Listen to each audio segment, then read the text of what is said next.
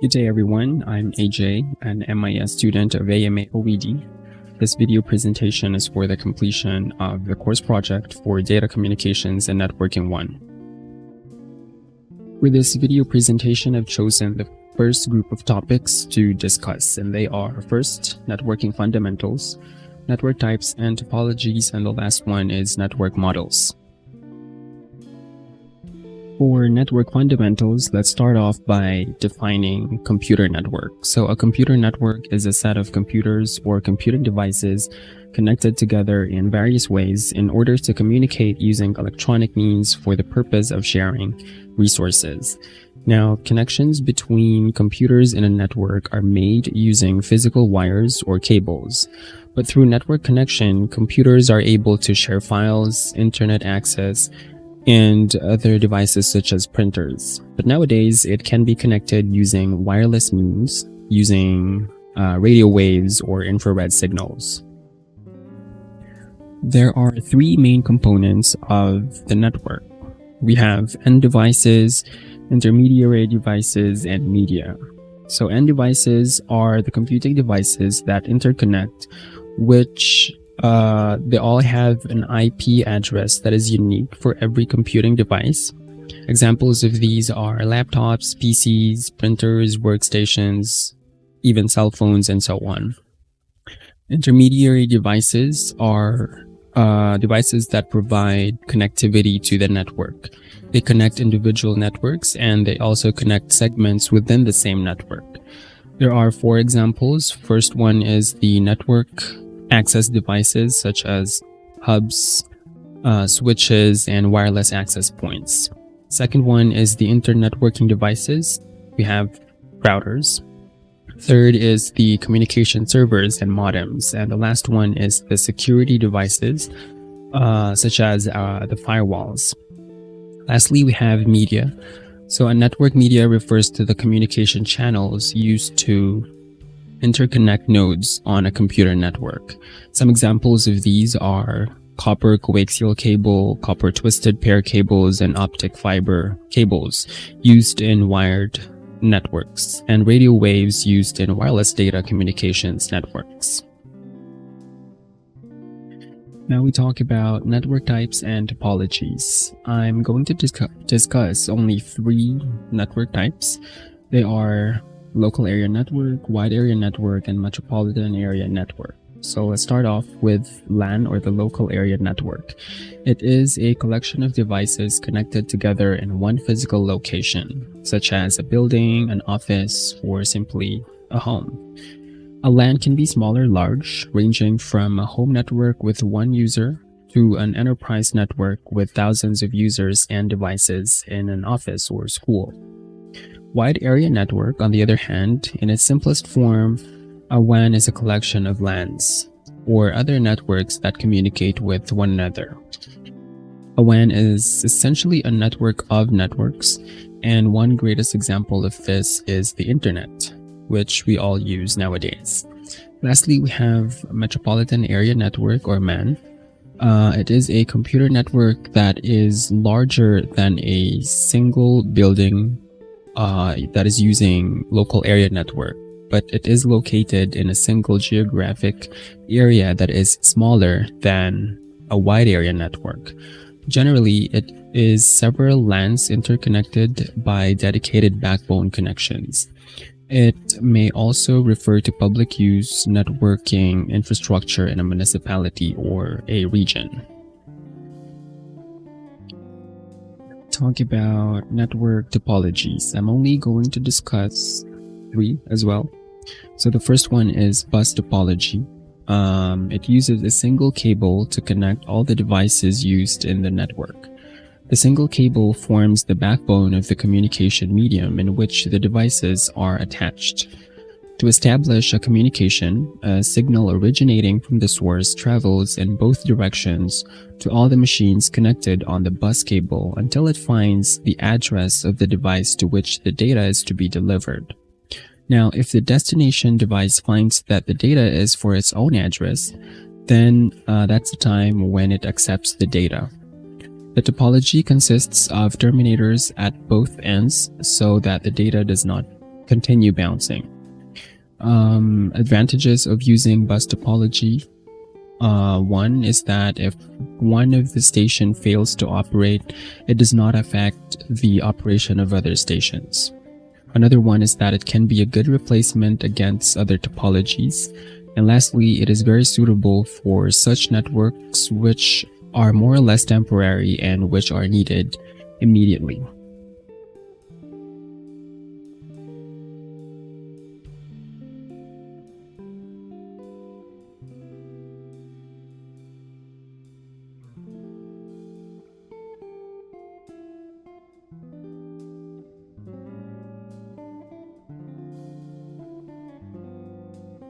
The second one is the ring topology.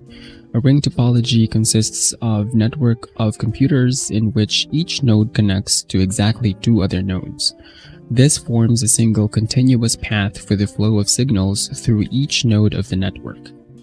Data travels from node to node, with each node along the way handling every packet.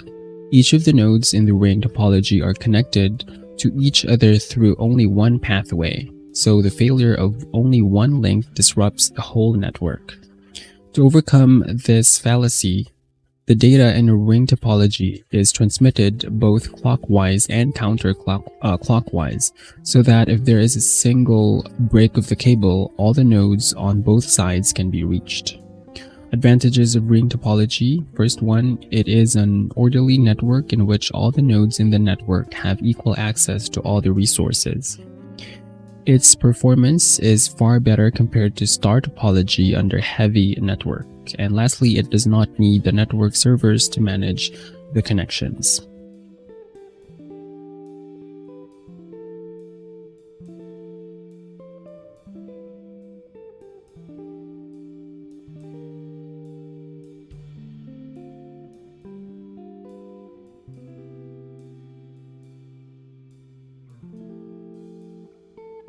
Speaking of the star topology, this topology consists of a central connection hub to which devices are connected with a specific type of Ethernet, which is UTP, or the unshielded twisted pair Ethernet.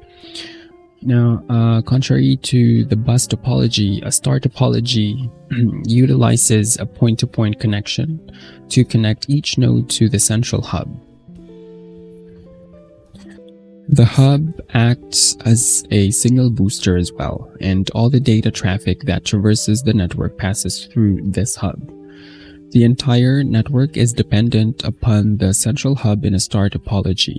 So if the network or the entire network is not working, it means that there is a problem in the hub. This makes it easy to troubleshoot the network because of the only one point for error correction.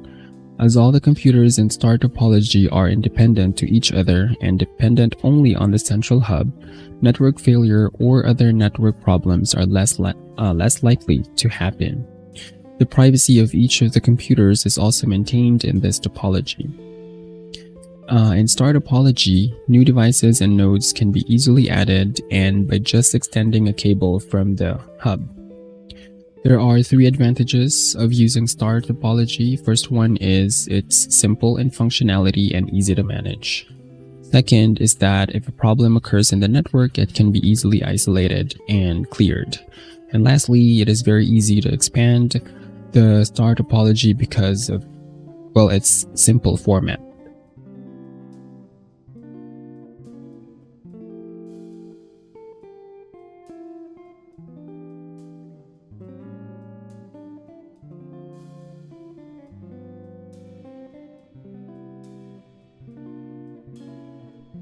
Now we discuss network models. So a network model is a set of network layers and how they interact. So there are two. The first one is the OSI model, or the Open Systems Interconnection model.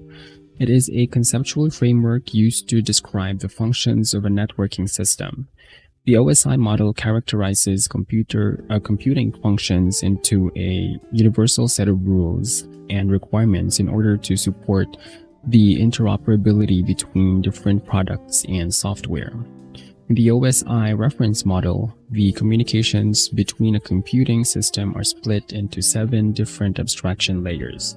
They are physical, data link, network, transport, session, presentation, and application layer. Now, the OSI model we just looked at is just a reference or logical model. It was designed to describe the functions of the communication system by dividing the communication procedure into smaller and simpler components. But when we talk about the TCP IP model, or the Transmission Control Protocol or Internet Protocol model, it was designed and developed by DoD, or Department of Defense, in the 60s.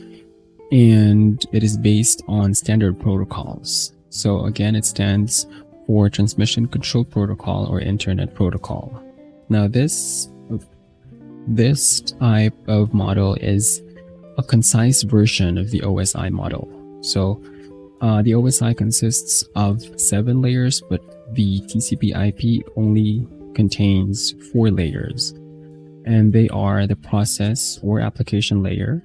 Second is the host-to-host or the transport layer. Third is the internet layer. And the last one is the network access or link layer. I'm going to focus on the 7 layers of the OSI model. So the first one is the physical layer. This is the lowest layer of the OSI model, and it is concerned with electrically or optically transmitting raw unstructured data bits across the network from the physical layer of the sending device to the physical layer of the receiving device. It can include specifications such as voltages, pin layout, cabling, and radio frequencies. At the physical layer, one might find the word physical resources such as network hubs, cabling, repeaters, network adapters, or modems. The next layer is the data link layer. At this layer, directly connected nodes are used to perform node-to-node data transfer, where data is packed into frames. The data link layer also corrects errors that may have occurred at the physical layer. The data link layer encompasses 2 sublayers of its own. So the first is media access control, or the MAC. It provides flow control and multiplexing for device transmissions over a network. Then the second one is the logical link control, or the LLC. Now this provides flow and error control over the physical medium, as well as identifies line protocols. Third one is the network layer. The network layer is responsible for receiving frames from the data link layer and also delivering them to their intended destinations based on the addresses contained inside the frame. The network layer finds the destination by using logical addresses such as IP, or Internet Protocol. At this layer, routers are a crucial component used to quite literally route information where it needs to go between the networks. We have the transport layer. The transport layer manages the delivery and error checking of data packets. It regulates the size, sequencing, and ultimately the transfer of data between systems and hosts. One of the most common examples of the transport layer is TCP, or the Transmission Control Protocol. Next, we have the session layer. The session layer controls the conversations between different computers. A session or connection between machines is set up, managed, and determined at layer 5. Session layer services also include authentication and reconnections. The sixth one is the presentation layer. The presentation layer formats or translates data from the application layer based on the syntax or semantics that the application accepts. And because of this, it at times also called the syntax layer. This layer can also handle the encryption and decryption required by the application layer, which is the last one. Now at this layer, both the end user and the application layer interact directly with the software application. This layer sees networks services provided to end-user applications, such as a web browser or Office 365. The application layer identifies communication partners, resource availability, and synchronizes communication. Now that we're done discussing this first group of topics for Datacom and Networking 1, we now move on to the second part of this course project, which is completing this table. I'm going to use Notepad in answering these. So number 1, we're missing the prefix length of the subnet mask 255.255.255.224. So we just have to convert 224 to its binary form. So 224, we just have to divide it into 2 till we get to the last part. So that's 112, we get 0, 56, we get 0, 28, 0, 14, another 0, 7, 3.5, now we get 1, 1.5, another 1, 0.5, that's 1. So 224 in its binary form is 3 ones and 6 zeros, or 5 zeros. So we have 3 ones in its binary form. So 3 sets of 255, we know that they're all ones. So that's 24 plus 3. For number 1, the answer is 27. Now, for the sake of saving time, for numbers 5, 7, and 9, since I've already shown you how to manually convert decimal to binary, I'm just going to use an online converter to answer numbers 5, 7, and 9. So for number 5, 192.84.2350 in binary is 1160 zeros, 01, 01, 0100, 111, 8 zeros. Number 9, 205.36.72.56 in binary is 1001101, 0100, 1000. So that's for numbers 5 and 9. For number 7, right, so we know that this 3 sets of 255 is 24. So now we just have to convert 192 to its binary form. It's already given, it's here. So that's 1 1 and 6 zeros. So we just get those 2 ones. So 24 plus 2 is 6. So that's for number 7. Next, number 3, so subnet mask. 25 is its prefix length. We know that there are 3 sets of 255s. So that's 255, 5, 255. The prefix length is 25, so we know that the host portion will be a decimal number, wherein if you convert it to binary, it only contains 1 1. And we know that it is 128 because its binary form is 1 1 and 7 zeros. So that's how we get 128. For number 4, gateway address, you just add 1 to its host portion, just like the others. So for number 4, that becomes 129. So 10, 10, 78, 129. For number 6, or number 2, 6, 8, and 10, the broadcast address, you just have to add, or you just have to change the host portion to 255. So for number 2, instead of 32, that becomes 255. So 172, 201, 95, 255. Port number 6, that's 192.84.235.255. Number 8 is 172.99.184.255. And the last one is 205.36.72.255. That's it. These are my answers for the second part of this course project. Thanks for watching.